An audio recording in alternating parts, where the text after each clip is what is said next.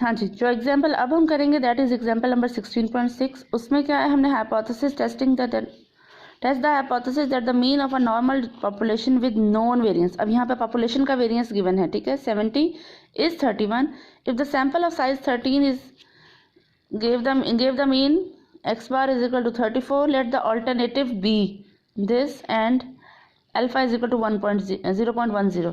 ठीक है, अब हमारे पास अल्फा ये एच नॉट जो गिवन नहीं था उसके अगेंस्ट हमें ऑल्टरनेटिव गिवन है। क्या है, H naught is equal to क्या हो जाएगा, म्यू इज इक्वल टू 31 या mu is less than 31 and alternative क्या हो जाएगा, म्यू इज ग्रेटर देन 31। ठीक है, दूसरे नंबर पे क्या है, alpha that is alpha is equal to 0.10। Test statistics z is equal to x bar minus mu over sigma over under root n. X bar हमारे पास गिवन है, mu भी गिवन है और सिग्मा भी गिवन है। नंबर 4 पर critical reason है, क्योंकि वन टेल टेस्ट है तो अल्फा इज इक्वल टू 0.10 पे z calculated should be greater then 1.28।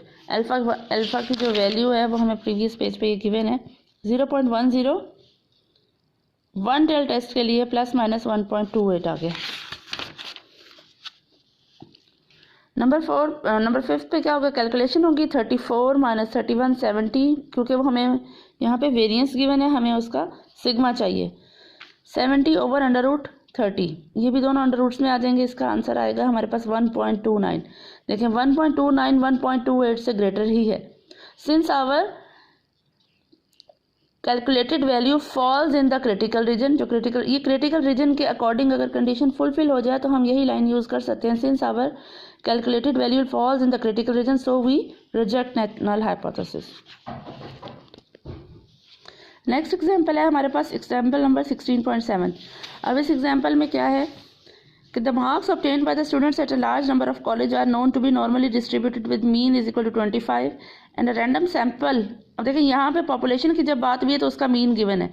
Next बात हो रही है सैम्पल की, then the sample of 36 student showed an average number of marks X bar is equal 27 and with the standard deviation of 5। अब ये जो standard deviation given है ये आपको पॉपुलेशन का नहीं गिवन, ये आपको सैम्पल का गिवन है। What conclusion should be drawn, इसके लिए हम क्या चेक करेंगे कि हमारे पास एच नॉट है, क्योंकि पॉपुलेशन एक लार्ज नंबर ऑफ कॉलेज में है, इसमें सैम्पल का साइज हमें गिवन जो बताया है वो 30 से ग्रेटर है। ठीक है, तो नॉर्मल डिस्ट्रीब्यूशन एजम्पशन होगी तो क्या होगा, H naught mu is equal to 25 and mu does not equal to 25। ठीक है, since it is given that the average number of marks obtained by the students at a large number of college is 25, so we have mu is equal to 25 and mu does not equal to 25। Alpha हमें यहाँ पे given नहीं है तो हम 0.05 use कर लेंगे। जब हमारे पास, मैंने आपको कंडीशन बताई थी, जब हमने टेस्टिंग ऑफ नॉर्मल मीन करनी हो और हमारे पास सिग्मा अननोन होता है और n क्या हो ग्रेटर देन 30 हो, तो हमारे पास जो टेस्ट स्टैटिस्टिक्स यूज होता है वहाँ पे हम सिग्मा की जगह s रिप्लेस कर देते हैं। नंबर 4 पे क्या है, सिग्मा इज अननोन, तो टेस्ट स्टैटिस्टिक्स क्या आया, x bar minus mu over s over under root N.